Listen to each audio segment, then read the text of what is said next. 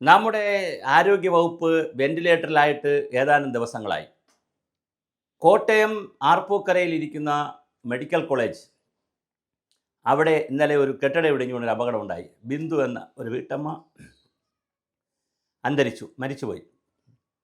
മക്കളുടെ ദുഃഖവും അമ്മയുടെ ദുഃഖവും എല്ലാം നമ്മൾ കാണുകയാണ്. അപ്പോഴും അവിടെ ഒരു എം എൽ എ ഉണ്ട്, സ്ഥലം എം എൽ എ വാസവനാണ്, അദ്ദേഹം മന്ത്രിയാണ്. വളരെ സീനിയറായിട്ടുള്ള Thiruvanchoor Radhakrishnan M L A ഉണ്ട്, കടുത്തുരുത്തിൽ മോൻസ് ജോസഫ് ഉണ്ട്, എല്ലാം ഉണ്ട്. അവരെല്ലാം സ്ഥലത്ത് വരികയും ഈ വിഷയങ്ങളെല്ലാം നന്നായി ഇടപെടുകയും ചെയ്തു.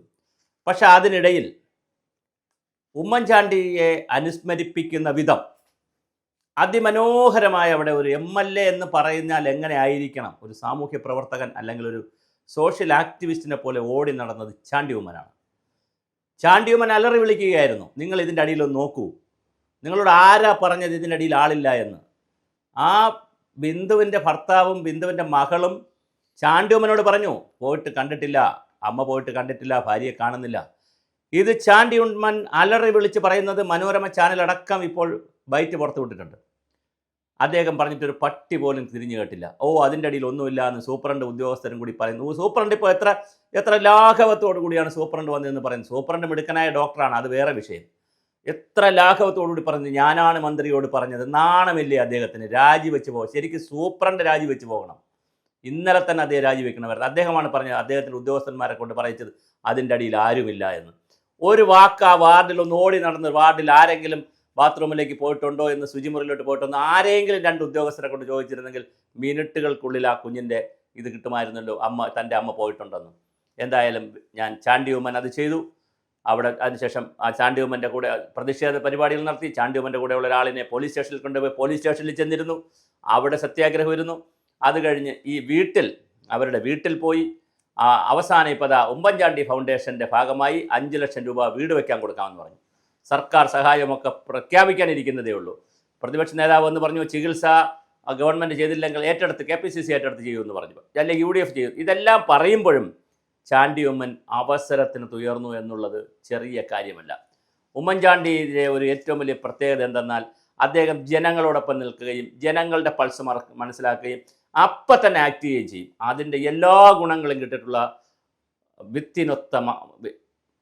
വിത്തിനൊത്ത മകനാണ് എന്നുള്ള നിലയിലാണ് അദ്ദേഹം നിൽക്കുന്നത്. ഇതിനിടയിൽ മറ്റൊരു വാർത്ത കൂടി വന്നുകൊണ്ടിരിക്കുന്നു. പിണറായി വിജയൻ അമേരിക്കയിലേക്ക് പോകുന്നു.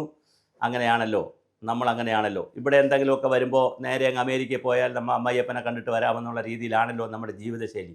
അവിടെ ആരാണ് ഇരിക്കുന്നതെന്ന് അറിയത്തില്ല. ഇടയ്ക്കിടയ്ക്ക് അമേരിക്കയിൽ പോകുന്നതിൻ്റെ കഥ നമുക്ക് വേറെ വിളിച്ചു, എന്തിനാണ് ഇദ്ദേഹം ഇടയ്ക്കിടയ്ക്ക് അമേരിക്കയിൽ പോകുന്നതെന്ന്. എന്തായാലും ഈ വീഡിയോയുടെ പറവിൽ വരാത്തത് വിഷയമാണ്. ചാണ്ടി ഉമ്മൻ ഇങ്ങനെ പ്രഖ്യാപിച്ചു. അദ്ദേഹം തുടക്കം മുതൽ അദ്ദേഹം അറിഞ്ഞ നിമിഷം മുതൽ അദ്ദേഹം ഊണും ഉറക്കവുമില്ലാതെ ഇതിൻ്റെ പിറകിൽ നിൽക്കുന്നു. ഒരു ഉമ്മൻചാണ്ടി ശൈലി തന്നെയാണ്. അദ്ദേഹം ഹോസ്പിറ്റലിൽ ചെല്ലുന്നു, ബിന്ദുവിൻ്റെ ഭർത്താവിനെയും മകളെയും കാണുന്നു. അവരിൽ നിന്ന് വിവരങ്ങൾ എടുത്തുകൊണ്ട് അത് അവിടുത്തെ ഓഫീസർമാരും പോലീസുകാരോടും പറയുന്നു. ഒരു ഉത്തരവും കിട്ടാതെ അവിടെ കിടന്ന് ബഹളം ഉണ്ടാക്കുന്നു. അവസാനം കുറേ സോഷ്യൽ പ്രവർത്തകരും പാർട്ടി പ്രവർത്തകരും വന്ന് അവരെല്ലാം കൂടി ബഹളം ഉണ്ടാക്കുന്നു. അതിനുശേഷം ബിന്ദുവിൻ്റെ ഒരു ബന്ധു എന്ന് പറഞ്ഞാൽ ഭാര്യയുടെ അനിയത്തിയുടെ സഹോദരൻ, അങ്ങനെ ഒരു ബന്ധു വരുന്നുണ്ട്, ചാനലിൽ വന്ന് പറയുന്നു.